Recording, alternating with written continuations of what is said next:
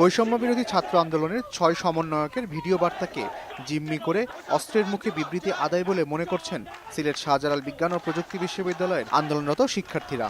এরই প্রতিবাদে এবং গুম গ্রেপ্তারকৃতদের মুক্তি, মিথ্যা মামলা প্রত্যাহার ও ছাত্র জনতা হত্যার বিচারের দাবিতে বিক্ষোভ মিছিল ও অবস্থান কর্মসূচি পালন করেছেন তারা।